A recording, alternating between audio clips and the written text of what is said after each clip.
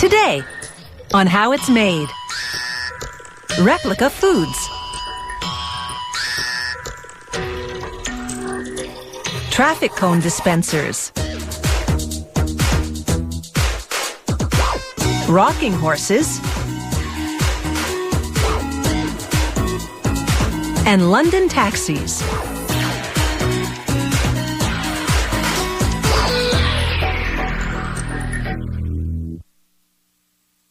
This meal may look delicious, but it actually tastes like plastic. This is fake food. It's not for tasting, it's for tempting. Restaurants and food stores use these imitations to entice customers. Fake food is also used as props in movies and TV, as the camera loves it. This fake food will keep that fresh cooked look forever. That means there'll be no waste from the restaurant display case. These authentic-looking fakes start out with the real thing. In this case, it's a sea bass. The worker blots off excess oil from the skin. He then uses an adhesive to glue the fish to the base of a wooden box.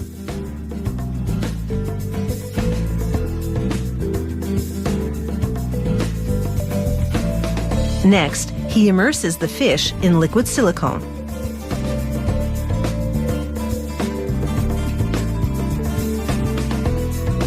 "24 hours later, after the silicone has set, he breaks open the box and removes the fish.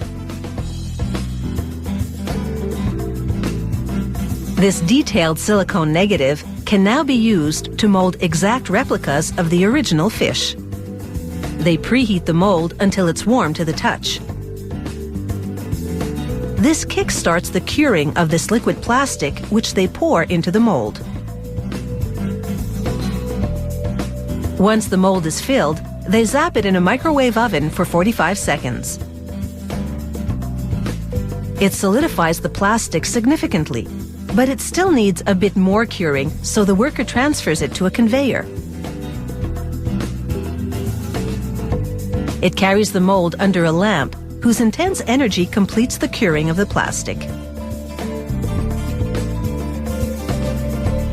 The worker now extracts the molded plastic replica. Spillover from the molding has created a few ragged edges, so he trims them with a pair of scissors. Then grinds the edges to smooth away the rest. He also uses the grinder to do some contouring. Now for the real artistry. The worker sprays silvery paint onto the plastic bass. It gives the fish scales a lifelike, luminous texture. A bit of dark gray paint brings out the silvery undercoat.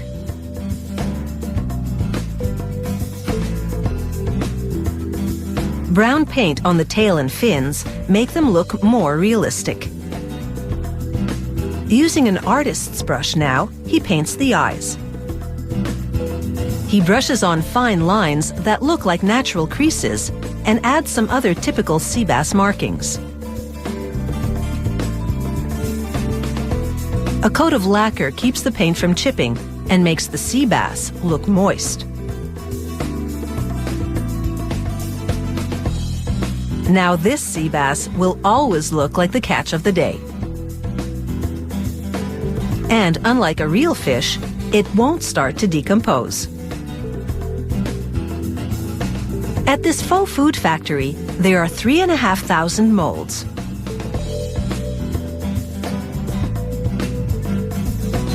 Each one can be used hundreds of times and will produce an exact copy of the original every time. For things like meat and potatoes, they add color to the liquid plastic before they do the molding. This reduces the amount of painting they'll need to do later. It takes some trial and error to get the pigments just right. But when they do, this fake meal looks good enough to eat.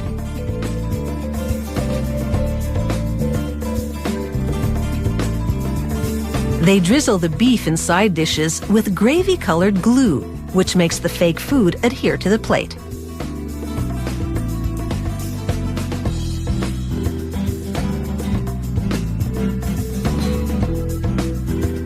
Now that they've pulled this meal together, it should never come apart.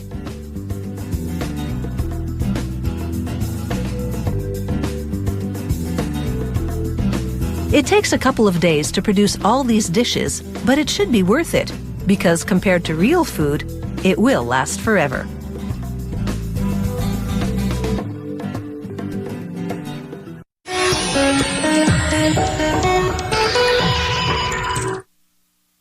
Traffic cones create a necessary diversion. They keep drivers away from dangerous situations. But sending workers out onto the highway to set up those cones can be a perilous job. Now there's an automated machine that both dispenses and collects cones to keep everyone out of harm's way. The automated traffic cone dispenser goes where some might fear to tread, the middle of the highway. Its robotic arm swings back and forth for a speedy deployment of traffic cones. To make one, workers slide 3 big metal discs onto a shaft and space them evenly apart. They pull a string from disc to disc to confirm that all 3 are aligned. Once they're in place, a worker welds the discs to the shaft. They reinforce this installation job with several braces, welding 5 to each disc at the point where it meets the shaft.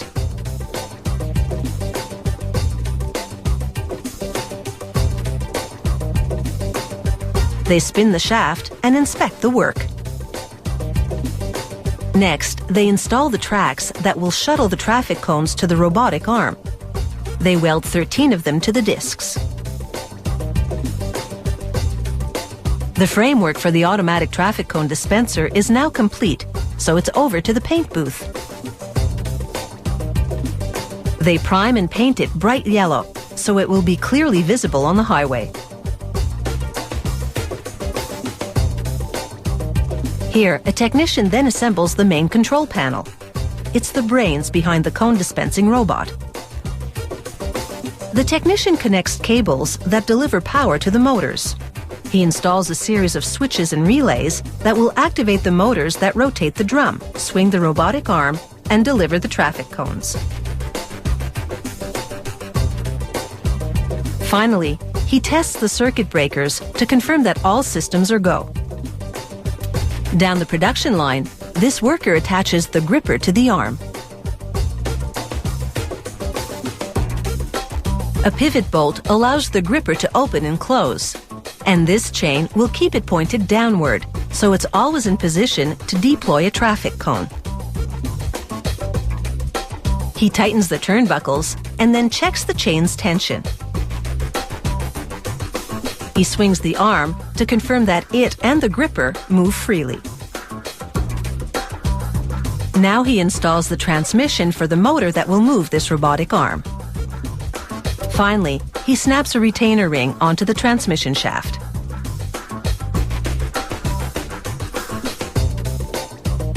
Two workers then carry a heavy extender mechanism over to the gripper arm and bolt the mechanism to it. This extender will both support the arm and allow it to move easily from one side of the dispenser to the other.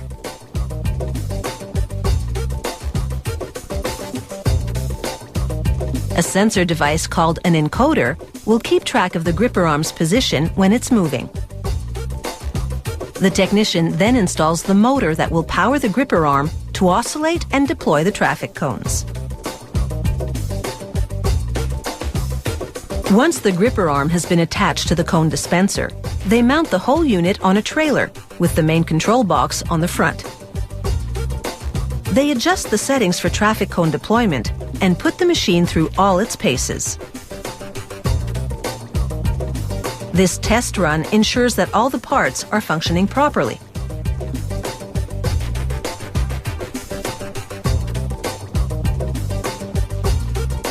A technician tweaks the machine's computer program to fine-tune the drop-off coordinates. After all, releasing the cones too soon could cause them to topple.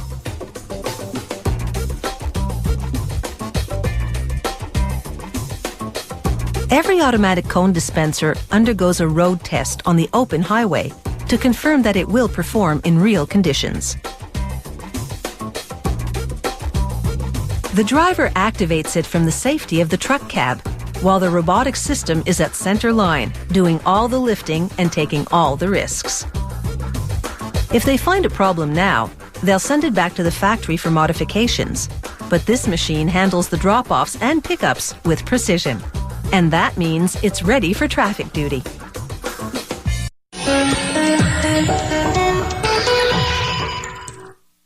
The ancestors of toy rocking horses may be the wooden horses on wheels of the Middle Ages on which knights would practice their jousting skills.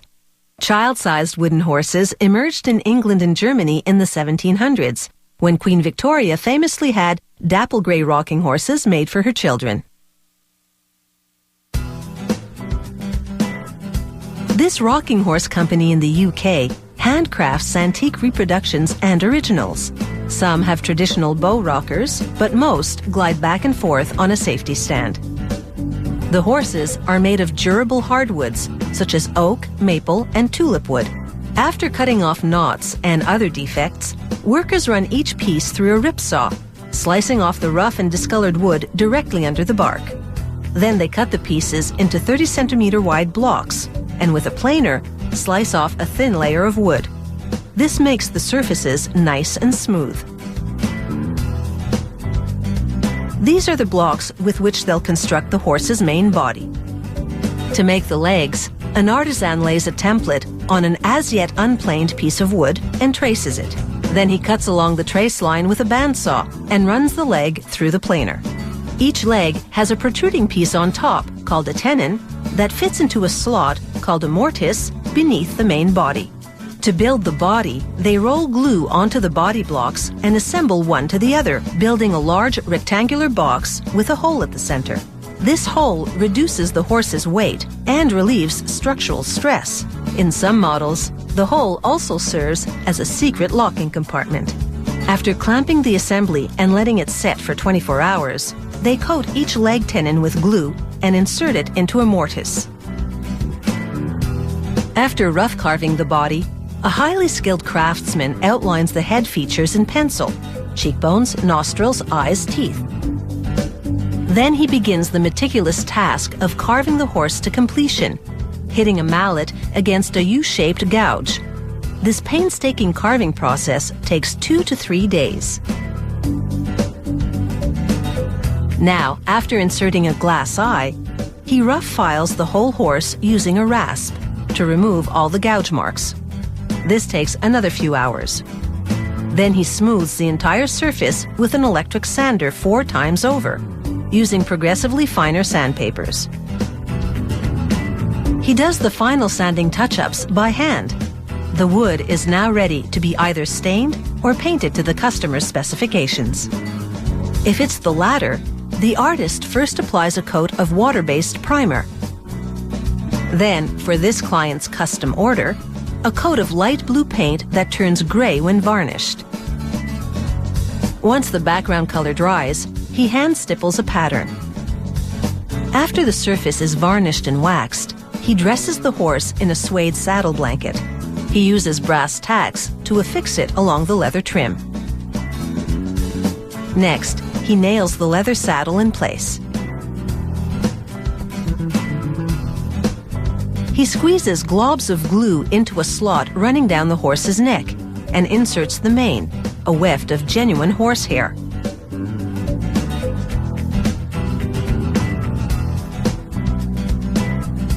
Then he nails it in place.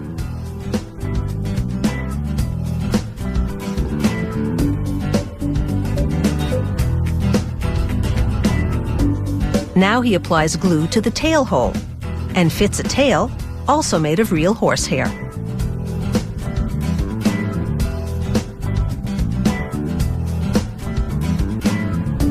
Now they begin constructing the safety stand on which the rocking horse will glide. To make the posts, they turn cylindrical blocks of wood on a lathe. Then they assemble the posts to the other parts of the stand and stain the wood. They apply 2 coats of varnish and let the stand dry overnight. They install the stand's stained and varnished gliders and mount the horse. They drill a hole through each hoof and glider, then join them with a nut and bolt. The gliders connect to the front and back of the frame with plated steel swing irons. The angle at which the irons are set ensures a continuous, smooth glide. So even though these rocking horses are built to withstand the weight of 2 adults, riding them is child's play.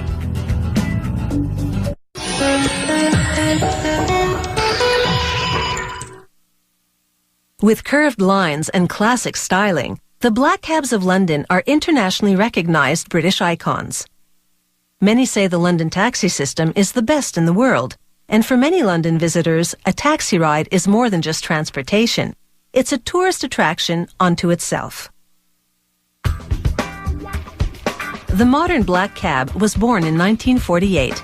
Today, there are about 20,000 black cabs in the streets of London. Because a taxi can easily be driven 50,000 kilometers each year, the cars need to be robust. To start, operators position steel panels into a press, which uses hydraulics and air pressure to fold them. The press can apply up to 800 tons of force to fold and form each chassis component. Once they get their three-dimensional shape, the supple panels become stiff side rails.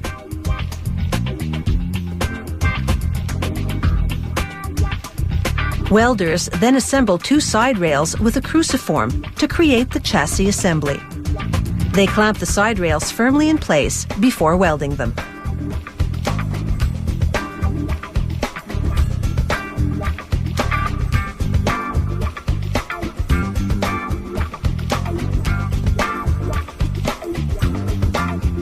The taxi uses a 4-cylinder direct injection turbo diesel engine, which is hoisted in with the gearbox.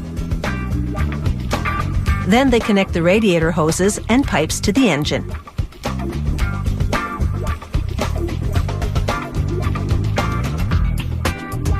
The axles, wheels, suspension, and exhaust system are now in place. To build the components of the taxi's body, welders assemble sheet metal using a spot welder. The device has 2 copper electrodes that clamp the sheets together and concentrate electric current into a small spot. Forcing a large current through the spot melts the metal and forms the weld.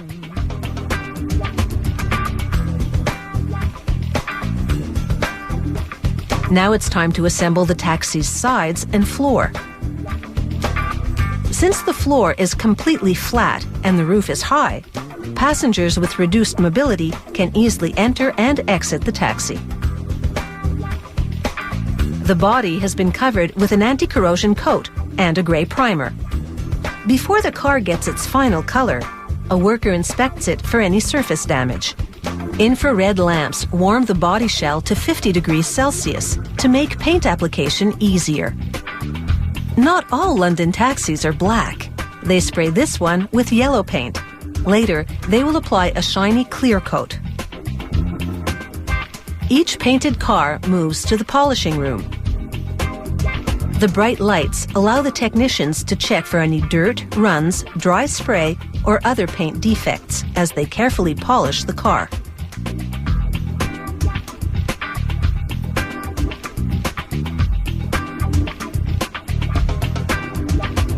A worker bolts the higher sign to the roof. A rubber seal prevents water leaks.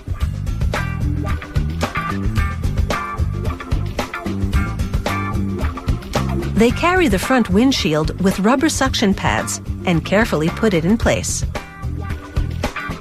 They seal the rubber sides to ensure they are watertight. The body is covered with plastic casing to protect it from damage as it's hoisted down onto the chassis.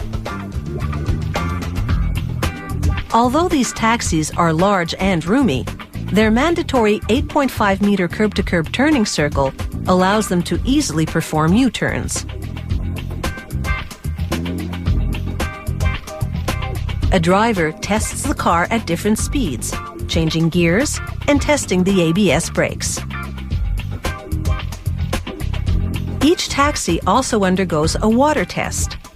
They check for leaks through the glass and around the doors. With an access ramp and fold-down seats, it's easy for wheelchairs to board the taxi. The taxi offers enough space for 5 seated passengers. It takes about 2 weeks to build a taxi. Then it's off to navigate the streets of London.